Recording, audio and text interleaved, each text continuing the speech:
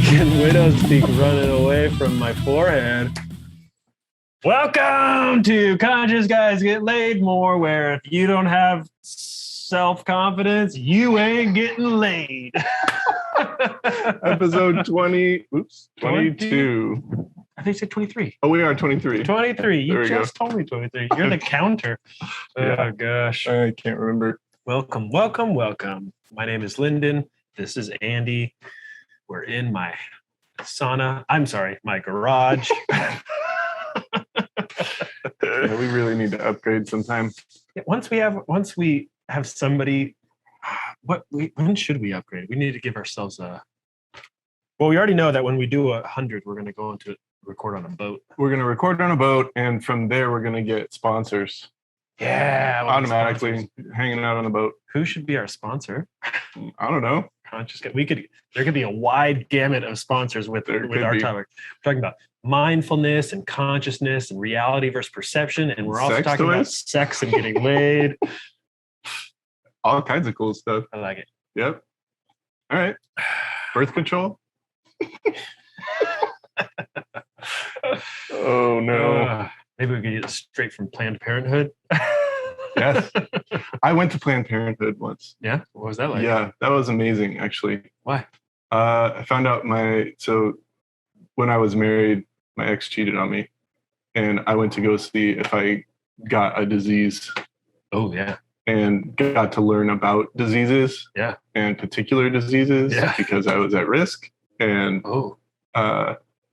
it was heartbreaking for me. And scary. And very scary. And so these two wonderful human beings at Planned Parenthood sat with me for an hour. We did like a counseling session. I learned a whole bunch about myself and the risks and all kinds of stuff. And, that it's whatever I choose in my marriage is okay because it needs to be right for me, right?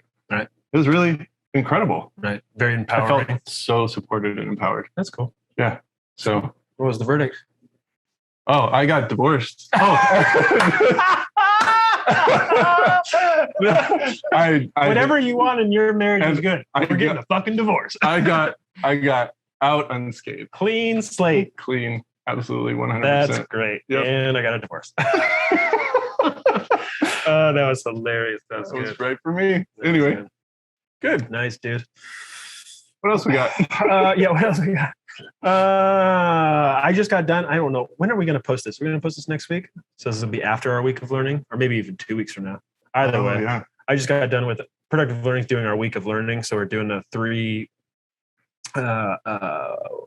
masterclasses, webinars. Mm-hmm. And I led the first one. Cassie's leading the second one tomorrow on intentions. And then Mark's leading one on Saturday on happiness. Oh, wow. Cool. I led mine today on expanding your view. And I literally just opened up the garage to air it out because it was freaking hot, and then you came in. So I'm kind of rolling right off of that. How did that go? It went good. There was a bunch of people on. That was exciting. And Michelle, who's one of our new coaches at Productive Learning, said that I was very compelling, very, very inspiring. Here's what so Cassie and I do. I think we've talked about this before. Cassie and I have a couples counselor. Have we talked about this on the podcast? I know you know about this, but have we talked about this on the podcast? Maybe once. Mm-hmm. Either way, anyway, Cassie and I have a couples counselor that therapist. I don't know. Counselor? She's a therapist. She's a doctor. She's got a PhD? Yeah, she got her PhD whilst we've been with her. We've been going to her for years. And we do it about every 2 weeks. Cassie considers this, doing counseling together is better than date night. It's like a date night for her. Hearing where I'm at and my emotions and her digging into her stuff and me deciphering my limitations and figuring out how I want to show up, that to her is gold. That to her is money. That to her turns her on in the holistic sense of the word. Like she loves it. She's alive and she's turned on by me and whatnot. So that's a little different way of doing a threesome. It's a totally different way of doing a threesome. Yeah, with your counselor via Zoom, who just asks you questions about your emotions. So anyway, I was talking. We had our therapy session yesterday, which would have been the day before this webinar, and I still get the pre-game jitters before any workshop that I lead. I've been leading for whatever 11 years, but I still get the jitters before them. And then this one was bigger than normal, I'd say, because this was one for new clients, and we've not been asking for new clients since pre-COVID, so like 18 months, right? It's a big one. So it's big. It's the big, like, here's the beginning of new lifeblood coming into productive learning. And so you want to put your best foot forward and all that jazz. And I'm the first one. And so I'm the first one on the docket. Yeah, I'm the first one on the docket, and then Cassie and then Mark. Nice. And so I'm nervous. And what was great is Elizabeth, our therapist, she was asking me, essentially what we got down to was, why do sometimes I feel empowered and confident and clean and good with who I am and what I know? And then why sometimes the circumstances would more or less not change at all, but I feel insecure and I want to hide it away, or I puff up my chest like artificially. Yeah. Okay. And it was great because what we got down to was, I think when I think that I need to know everything, I just get myself so locked up because I want people to think that I know everything, and I think that I need to know everything. And then I can't know everything. And I have this mental image of like Atlas holding up the universe, right? It's like, you have to hold all of this up. And if anybody questions it, you'll just crumble underneath the weight of it all. And, wow. And that's when I get kind of in just internally crunchy. And then what we were realizing, or getting clarity back from the conversation yesterday, was when I focus on what I am interested and passionate about from my perspective, and because I've been trained in this for years and years, I have some knowledge, but what I really know is knowledge of myself. When I get on that trajectory, I can own my confidence there. And I can also own I can own the things that I don't know. I can admit to the things that I don't know. And when I can admit to those things, I feel impervious to people's judgments or, tomato throwing kind of thing. Like so it's like Eminem in the 8 Mile. Tell me everything. Oh my God. Sorry. Go ahead. No. Yeah. Tell me everything. Okay. So Eminem goes to rap battles in 8 Mile. Yeah. And at one point in the show, he always goes up and chokes. Yeah. Right. And so chokes on Mama Spaghetti. Yeah. He can't figure it out. Can't get it right. Can't do whatever. And so finally he flips the script and he tells all the bullshit about him. So the other guy in the rap battle has no ammunition to go after him. He just owns his nonsense and his bullshit. And he just fucking crushes it. Right. Yeah. That's exactly when I'm in my Vistage groups and on my board of advisors, when I go in and say, hey, I am a guileless business owner. I'm just passionate about what we do. I love what we do. And I like to lead. I love the feeling of that agency of control and influence. And I can really help people in transforming themselves because I guide them back to themselves. And the financials, I don't fucking know. Will you please help me? When I go in owning like that, just like what you're saying about Eminem, it's really funny because when I don't own that, it's obviously a projection or assumption on my perception here, but it totally feels like they are fucking throwing daggers. Why are your numbers like this? Why are the margins here? Why are you asking these people to do these things? And then when I own that, hey, I'm really good at this little thing. And then there's the other 95% of the stuff that I'm kind of making up as I go. They come in with what seems to be so much more compassion. Like, okay, it would be great if you could make your numbers look like this. And then we could move people this way. And if you move positions like this and this and this.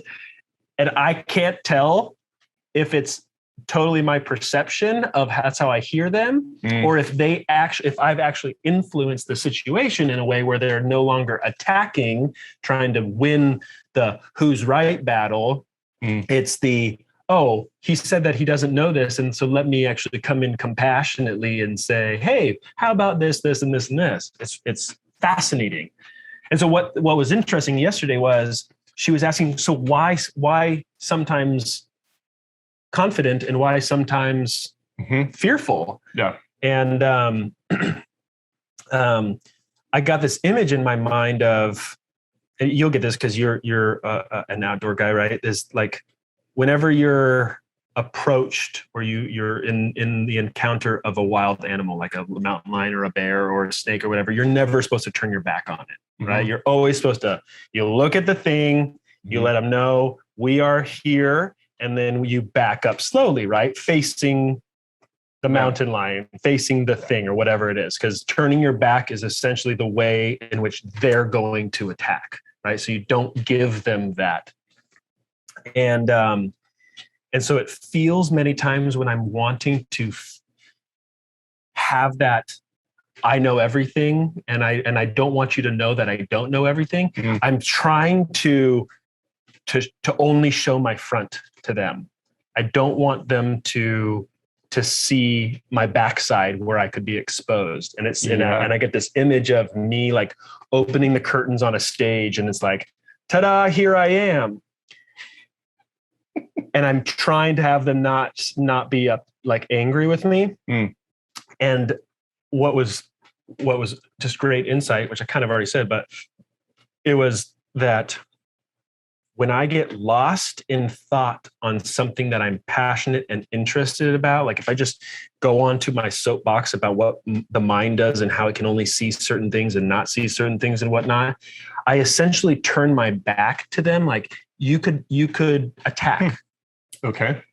But I'm so interested in this thing that my interest in this thing has you not want to attack. It has you like come around and like, I want to look at what you're looking at.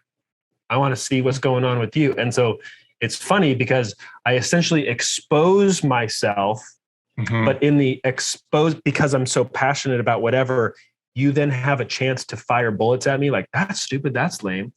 But when I'm so whatever I'm so interested in, which in this context is the mind and emotions and all that stuff, that I never get people firing bullets. They never attack. It's typically what happens is that's when, like you've seen me when I'm super influential and people are like moved by what I say, is I'm just absorbed into this one little thing.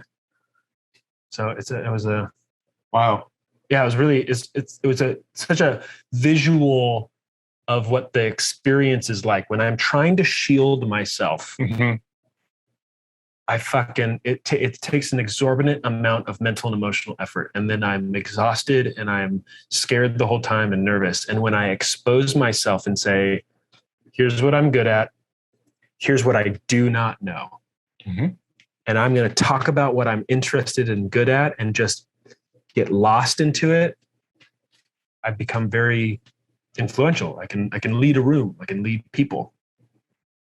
Yeah, the metaphor that you're using seems to kind of play into the power of the risk for you, right? Yeah. You're literally have wild animals lining up to attack you if you turn around, and you're just going to turn around. Yeah. And so that certainty that you've had of being attacked is even in the metaphor.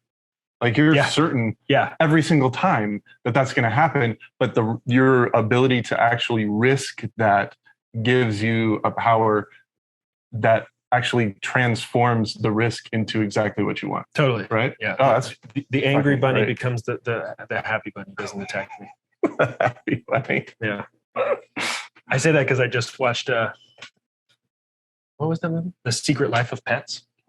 You know the cartoon. It's a Pixar or Disney. I can't remember which one it is. But I watched that with my nieces and nephews.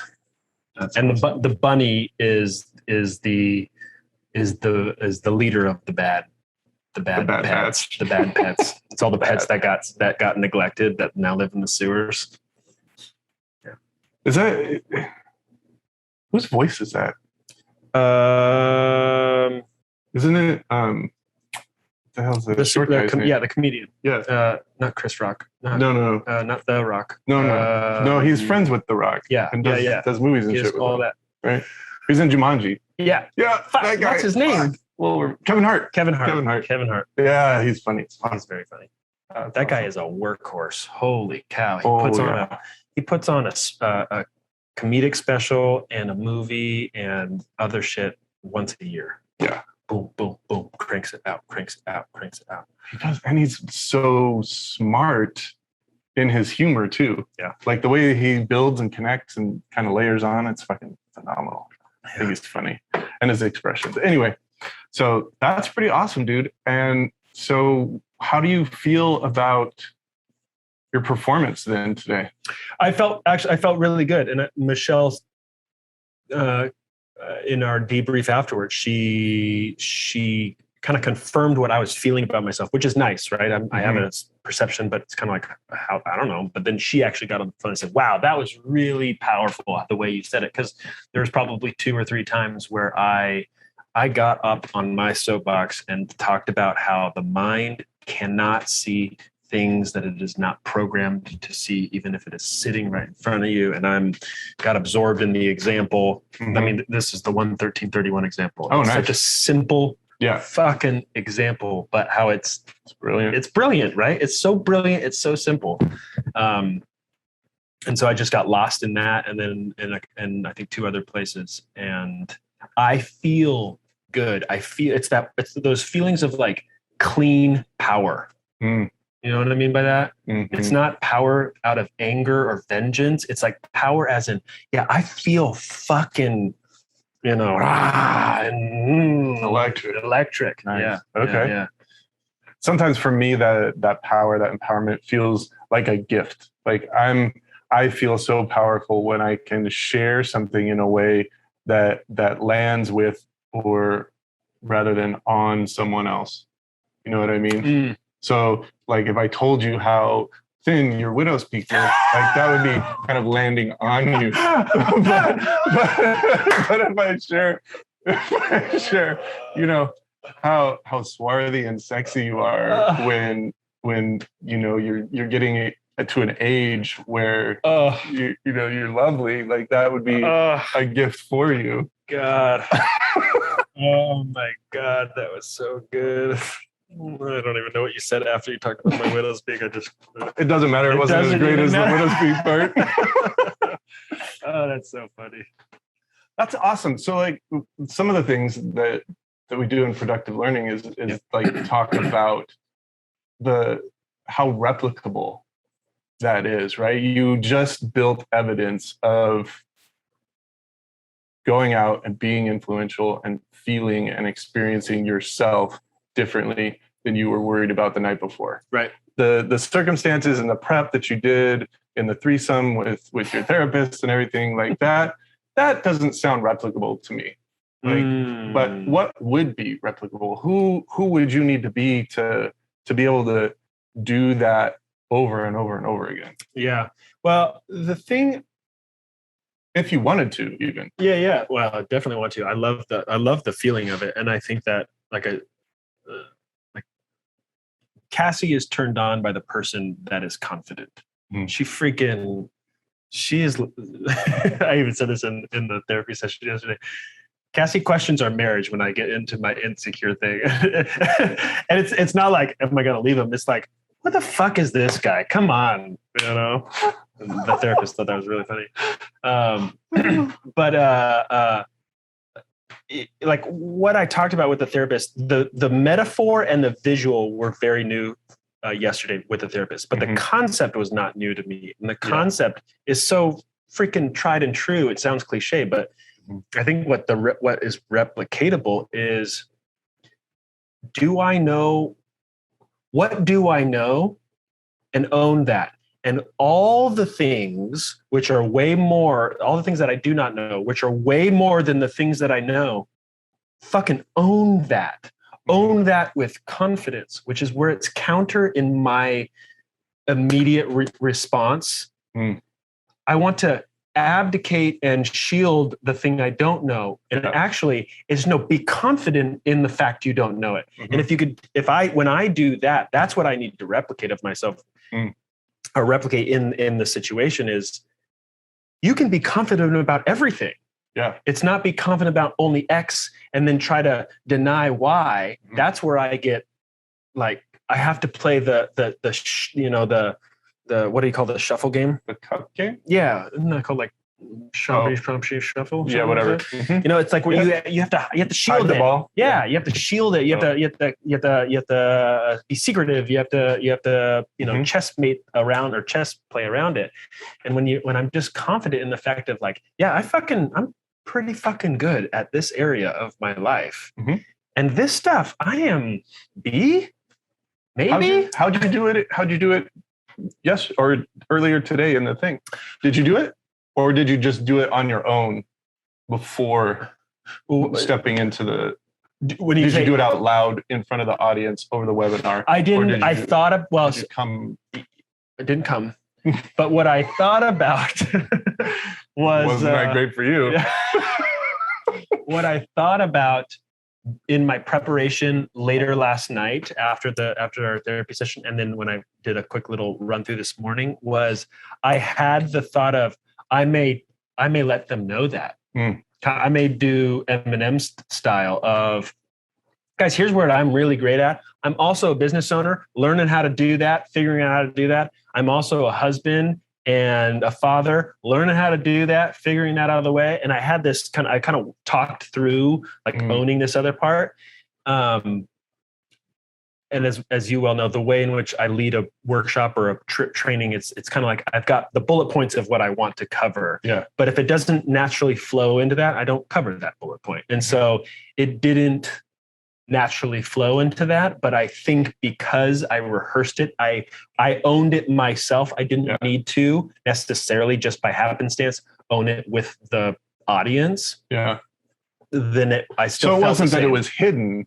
It's that you handled it prior. I handled it prior. And if somebody were to ask, like, how are you as a business owner? I'd be like, well, I got a board of advisors because I don't know what I'm doing here. I got my dad as a mentor. I don't know what I'm doing there. I call you up every now and then, try to figure out what the fuck do I do with how these operations work. Like, I'm figuring that out.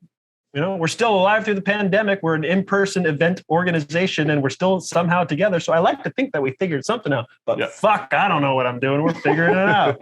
I would have owned it in some capacity, but it wasn't appropriate. It wasn't needed because that wasn't what was being talked about. That's great, dude. Yeah, it was really cool. Congratulations, man. Thank you very much. Wow. Yeah. Threesomes are amazing. Threesomes with your therapist are great.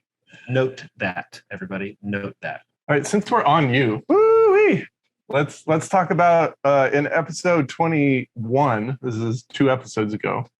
It's at 20 minutes and 30 seconds. Can we listen to it? Is there a way of? I didn't record it. Okay. But if you want to edit it in later, I can do a little magic. No. Okay. So at this particular moment in time, you made such a vulnerable comment. Ooh. And it blew me away. Ooh. And I missed my opportunity to get back to it. Okay. So this is what happened. Now you want to get back to it. I'm getting back to it now. Okay. Yep. Because you called me out last session, but you had no idea what you called me out on. And so I had no idea what we were going to be talking about. So, okay. So now you went and did your homework. Yep. Got it. All right. So your quote is that you have an inability to see different routes of being a leader that are just blind spots to you.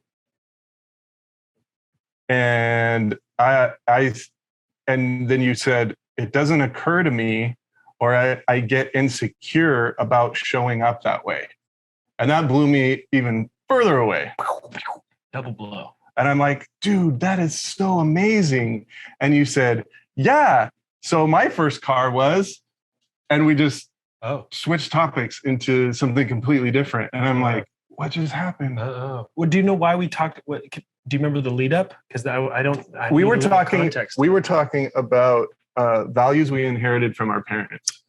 Oh, yeah. And then yeah, you yeah. began talking about the Lindens and like this generational hard work and other things. And then you talked about your dad's ability to create productive learning and then get it so far. Yes. And then you were kind of analyzing what that meant. Did that mean that he just didn't want any more for his life, or did it mean this? And you're like, yeah. And then you went straight into you and we're like, for me, having this and inheriting this is how I'm feeling about it. And it was just amazing, right? And so your insecurity about showing up as a leader, yeah, I'm like, dude, you just went into, and just had an insight with your therapist about hiding your backside. Yeah. Like, show me your backside, dude. Talk about your leadership. Let's go. What's going on? Oh, interesting. Yeah, cool.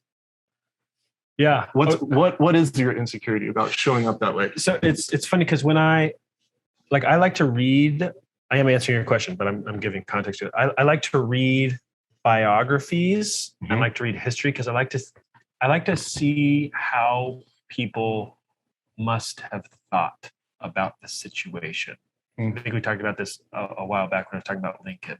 Like his ability to say, I've got the US and the Union is breaking and I need to figure out some idea that brings them back.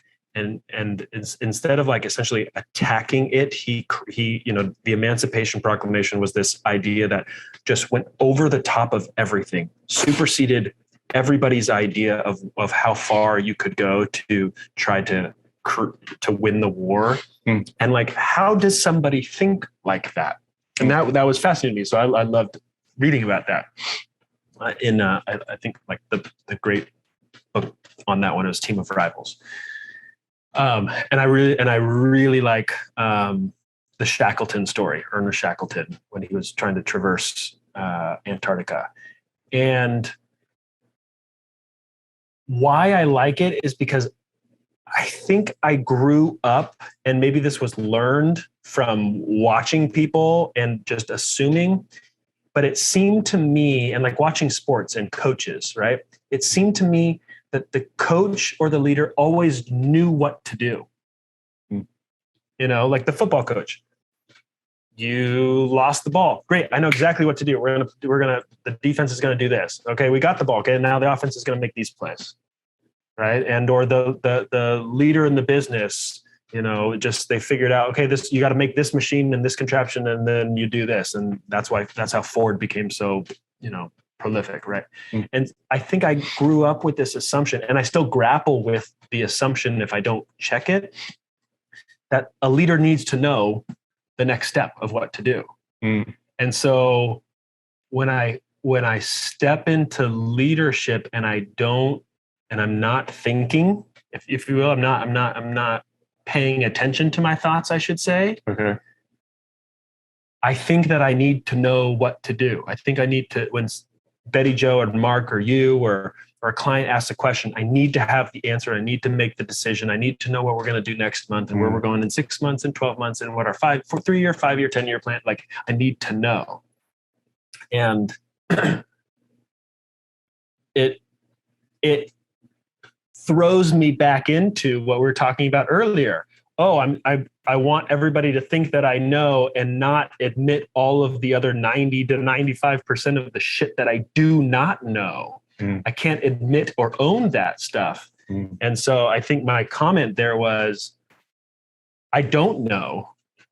And when I own that I don't know, then I just become much more receptive to what I could do or where I could go or who could help me or how to make what choices to make.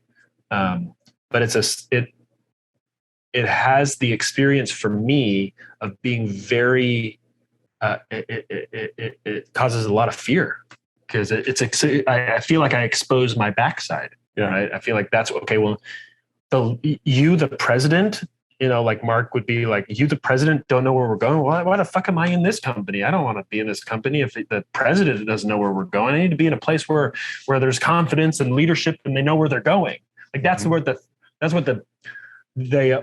old assumed projection would have me think, right? Yeah. And it does not, it doesn't serve me very well. What it serves me is to create a bunch of anxiety, and then I shield away from people, and then I and then I become a curmudgeon and angry if they challenge me. And it's kind of an asshole. Yeah, a total asshole.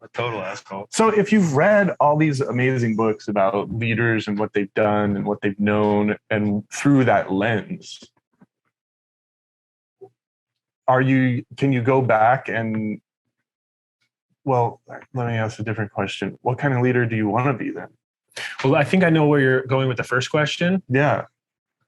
Why I like to read these different historical books is because it gives better, more true accounting context to what the situation was, to how they didn't know, right? Like the idea, in school you learn Edison made the light bulb, and you have this idea that he was a scientist and he built a light bulb, and then boom, it happened. It's like, no, he had thousands upon thousands of trials and errors with dozens and dozens of scientists that he brought on and fired and brought on and fired and brought on and fired. And then all of a sudden, one happened to create an electrical current that then flickered light. But you had to read his biography or the story about it to really realize that, because in school, all we learned was Edison made a light bulb. And you're like, oh, so he had the idea when he's fucking tinkering around with copper and electricity. Oh, if I put these things together and then it's going to make light. It's like, no, that's not how it happens, right? Like Shackleton, I'm going to go across the Antarctic, and then, oh, we got blizzard in, we can't go. I know exactly what we need to do. We need to stay here until the ice is going to break. Then we're going to go here, and then we're going to go here. And you read the book and the accounts, and you're like, oh no, nobody had any fucking idea what to do. They didn't know what was happening tomorrow. Holy shit. And yet he still led without having a mutiny for over a year and a half. Nobody died. And they were living on top of floating ice for almost that entire time. So he figured out how to lead without knowing. Oh shit. Edison figured out how to make without, having a bunch of people in and out and failure after failure after failure. Lincoln had the biggest war at that point in US history, and then almost the end of an entire union. Oh shit. They didn't know what they were doing. But you have to I have to get into the story to realize what their mindset was, and maybe the despair they felt, or the hopelessness, or the lack of options and opportunities, to then realize that at some point things started to hook together, and then they had some form of leadership that then brought the ideas and people together to make shit happen. That's what makes it inspires me, because then it says these guys they were not normal. They were extraordinary, incredible, figures of history. And they were also just humans. They're also just people, and I'm just a person. So I could create and think and influence and lead similarly. They also didn't know what they were doing and figuring out as they went. Wow, me too. Own that, Lyndon. I'm talking to myself. Own that. Yeah.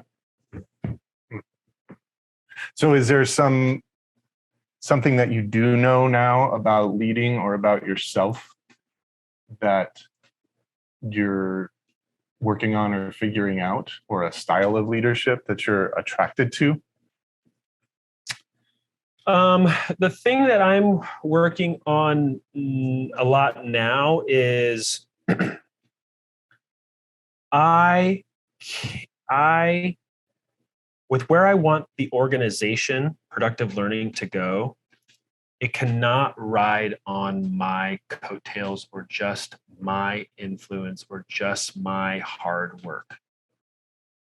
It needs to have people that are passionate and interested and ready to push and trial and error and go and do that and move forward. And so I am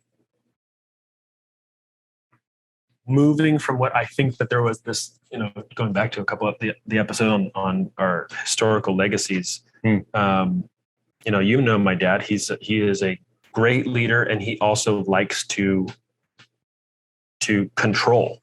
He also likes to, his confidence is in himself first and foremost. And what he can, the effort that he can put forward is what he is expecting the results on. And then everybody else, if they make it and if they're helpful and whatnot, great. That's great. That's gravy though.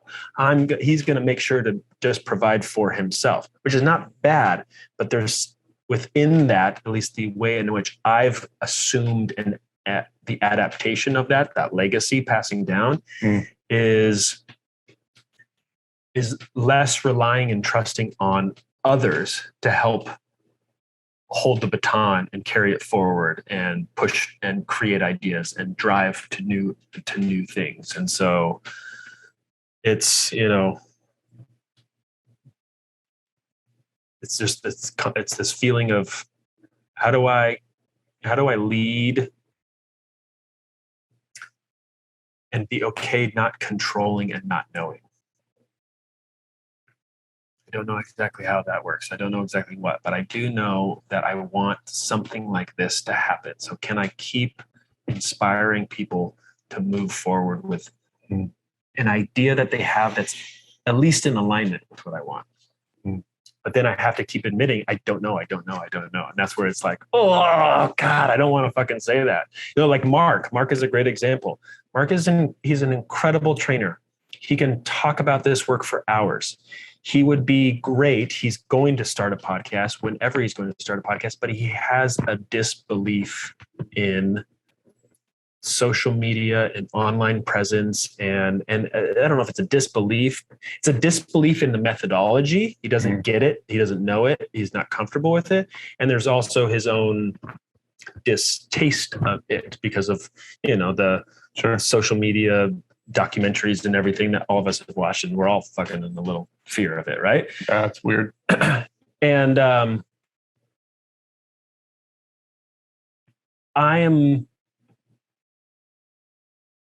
lost my track of why I was bringing him as an example.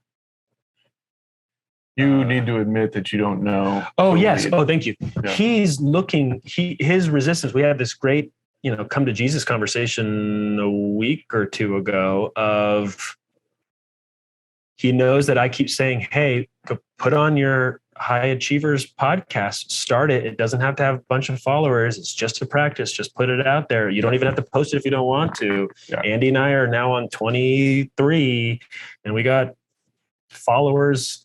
Yeah. However many there are following and listening. Yeah. And he's wanting me, I think, this is my assumption. This is where I have to watch my own seduction.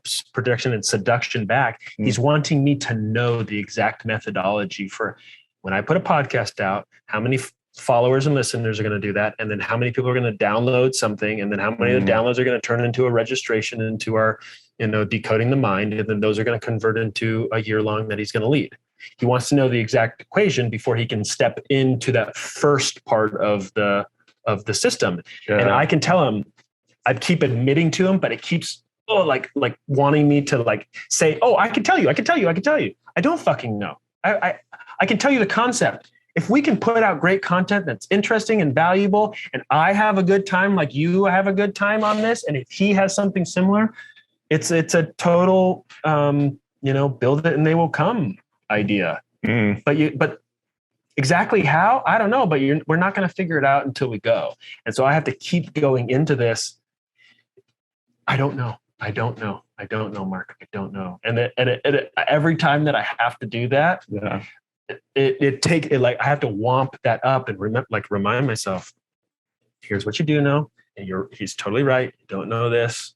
Yeah. But if you can find something in him that he is interested in that would inspire him and help guide him back to himself, that this could be in alignment with that, then he'll take it and run.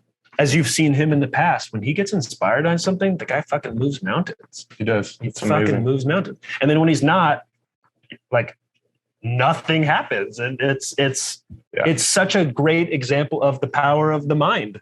It's literally, if he believes it, he can create it. And if he doesn't believe it, it won't happen. And I'm not saying that that's just him. I'm saying that that's me too. And it's all of us. Right? It's all of us. Yeah. It's all of us. So that's part of my experience is I want I want to go at a certain place. I want to create this brand. I want people to learn about productive learning. I want people to lead intentional, mindful lives that suffer less unduly in their life. I believe the trainings and the coaching and the webinars and the podcasts and the downloads and the emails that we send out can create stepping stones for people to do that. The exact method for how all of that then lines up, I cannot tell you. Yeah. I can't. I have no idea either. And I gotta tell you though, it's attractive to see you stand in your belief like that. It sounds really kind of cheesy, the standing in your own belief. Yeah. To me, it does. It's like woke as fuck and all this other bullshit. But like seriously though, there is an energy and an electricity and a sexiness that is exuded when you're there and own that. So I appreciate that. Yeah, I appreciate that. I'm looking forward to you becoming a really amazing leader. And I know you're using the word influential, and I think there's other components that would serve your leadership and what you want to create. Totally. I'm just happy to watch over your shoulder. Don't fucking watch over my shoulder. You're a great leader. I know. Fucking gay. That was cool. Thank you for allowing me the time to explore that with you. Hell yeah. Thanks for calling me out and finally actually telling me what you're calling me out on. You're welcome. That was funny. What else we got? You're going to talk about camping. You're going camping for a while. You're going to go on what? 2 weeks. Hell like maybe, no, a little bit more. 2 weeks and 2 days. 16 days. Yeah. So, okay, my history with vacations and planning and everything else is just, it's kind of weird, right? So my ex-wife was a travel agent. And so she points, go here, go there. We did some amazing trips, right? African safari, like really cheap. Hell yeah. It's just amazing. That's a great score. To travel the world, and it was unbelievable. And I didn't have to plan a goddamn thing. I just said, that sounds great. Yeah. Oh, they're going to do that for us for free? Let's do it. That's awesome. Nice. Like a balloon ride over the Masai Mara at dawn. Oh, damn. And then fucking champagne brunch at the end of it. Oh, yeah. Fucking incredible. Like, who does this shit? You did. Me. I did, right? Nice. Oh, fuck. And I didn't have to plan it. Thank God. Yeah. But, I don't have that anymore. And so planning trips and feeling responsible for Karen's happiness, right? Like those get intertwined and it's just a fucking disaster for me. I seize up. I can't make a fucking decision. I ask her what she wants. It's kind of like saying, what do you want to eat? It's what do you horrible. want for dinner? It's fucking stupid. It's horrible. And it's it's so lame. Don't you know we would both be happy if you just told me what you want? They're essentially saying the same thing. Oh Lord, it's horrible. And so like I've been working on it for a couple of years now, deliberately. Yeah. Like I'm going to plan this. I've talked about it in some of my small groups, and they're like, "Oh wow, look at you go! You're doing this." And so I made some choices and made some decisions, and like, "Hey, let's do this." And so we're talking about this trip. We're going to Arizona. We're going to hit the Grand Canyon, and we're going to hit the lower southwestern corner of Colorado. There's some Indian sites in a national park there that we want to hit. And then we're going to go to Flagstaff and do this Overland Expo. And it's like 4 days of different vendors and classes and cool stuff. And then we're going to come home and stop up at Sedona and then finish. Nice. Sounds like an amazing trip, right? And so last night, Karen and I were talking about the classes. Like there's a little app. You have to sign up for this shit. Some of the stuff is at the expo. At the expo, and some of the stuff is full. And we're like, oh my God, what do we need to do? And we're like wishing that things were different. And oh, we can't see it all. And I was starting to freak out. Oh no. And I'm like, all right, I think we're done. We have the classes we wanted that we need. If we want to sign up for something else and just walk on, we can. I'm good with what we got. Yeah. Like we got 3 or 4 things Friday, Saturday, Sunday. Fuck it. We're cool. It doesn't matter. Yeah. And she's all, okay, cool. And I'm like, oh, did that just happen? What? She followed my lead. I'm getting laid tonight. This is so good. So good. And then, but what's really amazing is this morning, Karen's like, I guess we're just going to play it by ear with the food. And I'm all, she said, I think I'm going to get some more canned goods and maybe some more dry food to pack on the trailer or whatever. And I'm like, yeah, there's also probably like 100 different grocery stores between here and every place we want to go. So we can pick up whatever we need. She's like, yeah, that's right. This is so fucking cool. Like before I'd just be like, oh my God, we need to come up with a menu. We need to plan out all our meals. Like we haven't gone camping for like days at a time for a lot of times. And I was just like, this is cool. Yeah, I'm like, oh yeah, we're leaving in like 3 days. But my anxiety, my stress about it, my worry about it is like non-existent. Why do you think you shifted from the old way of I need to plan everything and I need to make sure that I make her happy to you? I think you didn't think about that anymore, and you said, oh no, these are the the classes we're taking, and that's it. Like, why? How did you get into that headspace? Something clicked last night when we were going through the classes for sure. And I don't know about before that, but in the classes, I started feeling that stress and worry. Like, I don't know all the things there are to know about each of these classes. If it's going to be fun, if it's going to be what she wants or anything like that. And then I'm like, fuck it, what do I want to do? And like, what do I remember her talking about and worrying about? Is there a class on it? Do I want to do it? And I put that filter of, do I want to do it on it? I hadn't done that before. Dang. It was more like, am I willing to go? And that's just a setup. Am I willing to go to this thing, whether I want to or not?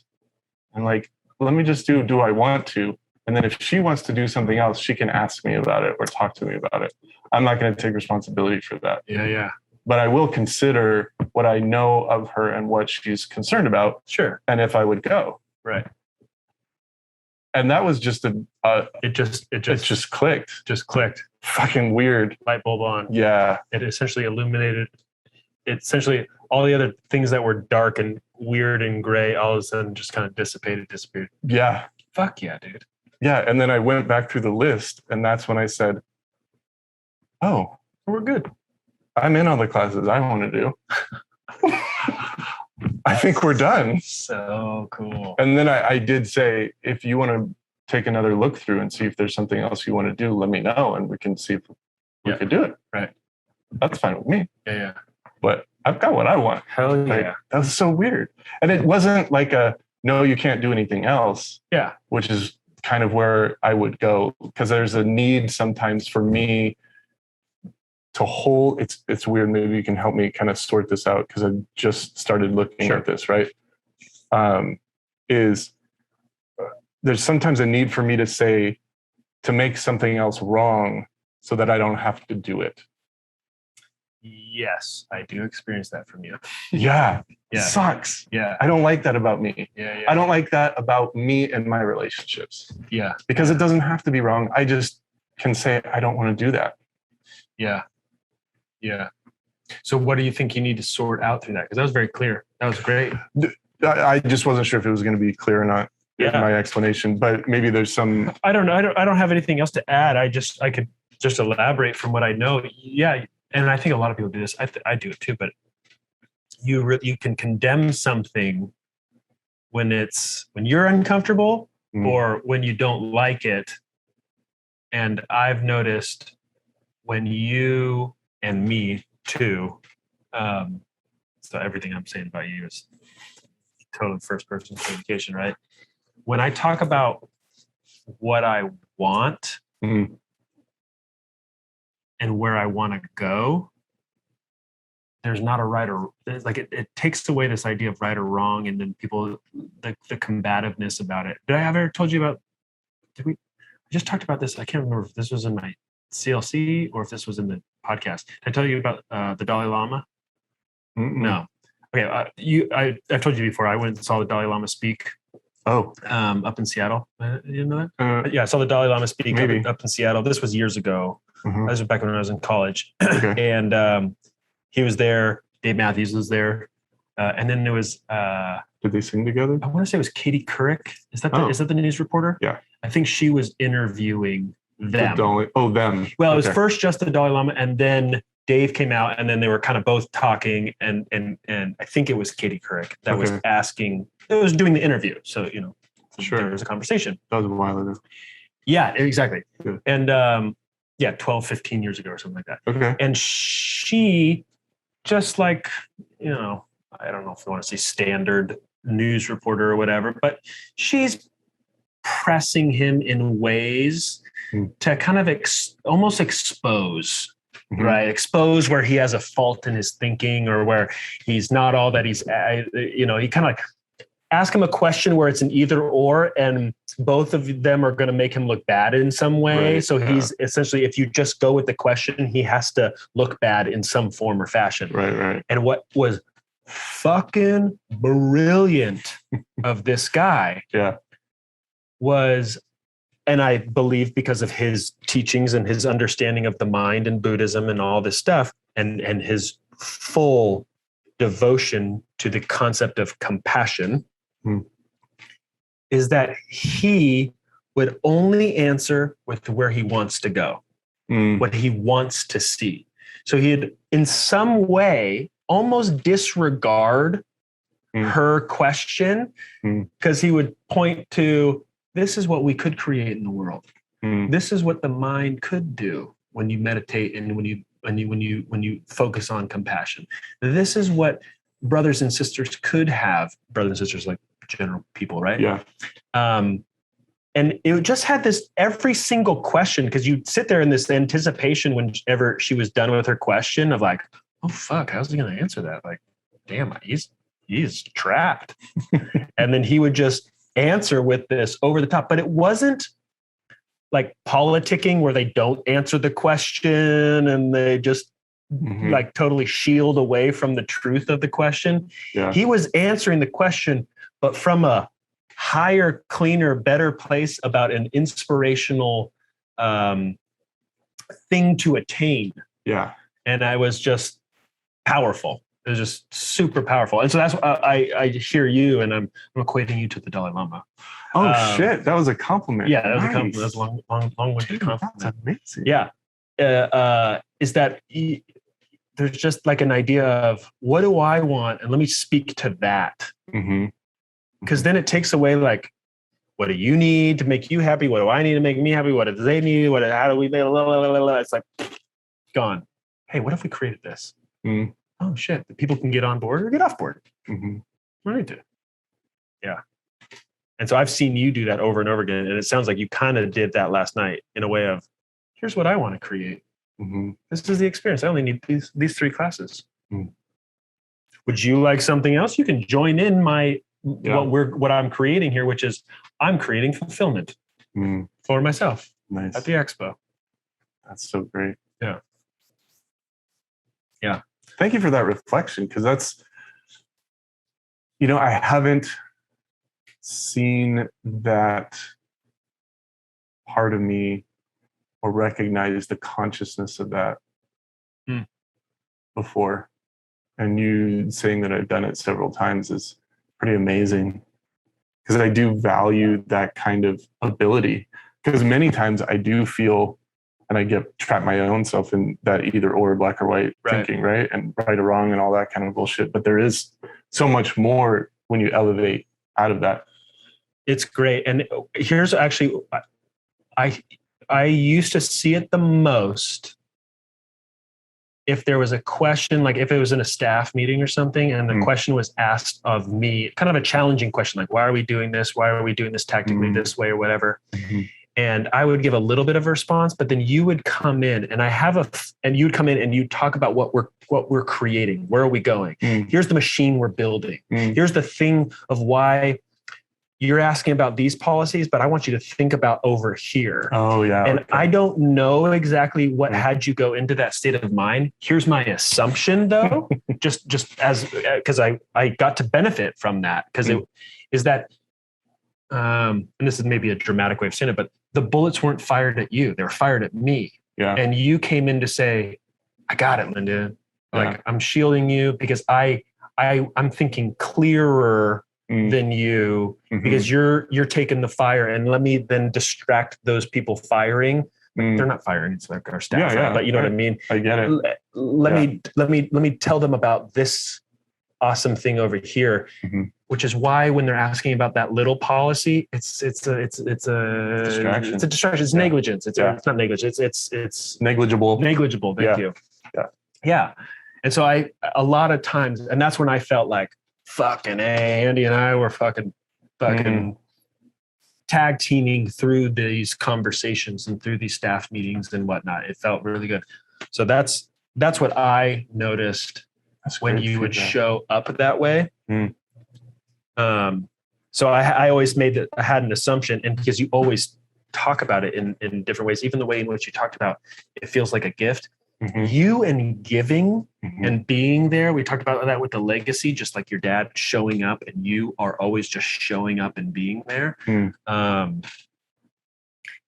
You're turned on. The best of you comes out when you're there to provide for somebody else's achievement of their goal. You know, like they say they want to move from X to Y, and you say, I'm going to help you move yourself from X to Y. It's not like it's your goal. You, in the best of ways, become selfless, and you're super clean.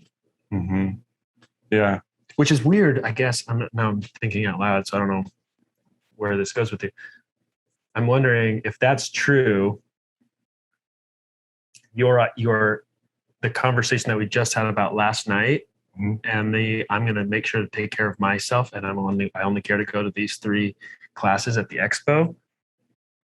It sounds counter to that, but I don't know if it is. Do you see what I mean? Like one was when you help me, you're clean. And the last one last night was I'm going to help myself, and you were clean. So they seem almost counter. Are they counter? Is there a connection between them? There's a connection, I think. And I think I'm just getting cleaner about inserting myself into the vision. Like before, I would blame, like jump on the drama triangle, blame Karen for not sharing what it is that she wants to the point where we could pick something and experience fulfillment, right? Instead, I'm part of this. This is my trip too. And so the fulfillment that we both want, we're both committed to that. We decided to go to this together. We wanted to take some classes together. We want to grow our knowledge and understanding of this stuff. So I was in on that. Yeah. And so, but what speaks to me, if I'm not participating, if it doesn't speak to me, if I'm taking on the responsibility for her, then I'm not able to lead anymore, because I'm resenting her inability to do it. It goes back to that saying, that phrase that came up a few years ago, the ones who are supposed to aren't, so I have to. Right? So she's not taking care of herself and what she wants, so I have to. And now, fuck you. Yeah. This is what we're doing. Throw the bricks in my backpack. Let me carry your fucking load. Exactly. So the resentment and the cleanliness comes, I'm giving a gift. We're going to experience fulfillment, and this is my contribution to it. And if you want more, let's figure that out together. Ooh, that's juicy. It's really fucking great. Nice. So, yeah. Fuck yeah, dude. Yeah. You're leaving in 2 days? Leaving on Saturday. That means we're not going to are we going to do podcasts remotely? Or are you going to try to make it happen? I could try and make it happen. Do you want to? Do you want to try it that way? So I'll keep it in my calendar same time. If And you just let me know because you're Yeah. you're the one that's in and out of reception or Yeah. or traveling or whatnot. Yeah. But I'd be down. We did it Okay. before and it worked. I think it worked. And maybe we do, I'm open to figuring out whatever. So let's figure out whatever. Yeah. And then if there's something that strikes me and I can get a hold of you, maybe we can just put together a few clips or snippets or even like on the trip, like, hey, I got 10 minutes. Do you want to talk about something? And hey, check this out. I was thinking about you and da da da da. Oh yeah. Maybe something like that. Dude, if we did a like 3 dozen of those, then we could get up to like episode 60 real quick. we could pass the girls. The conscious.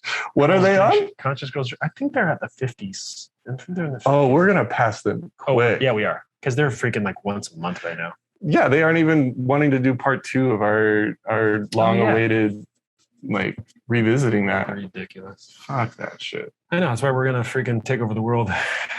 Love you, ladies, and everyone else. Hope you get laid more. Hope you get laid more. Bye bye.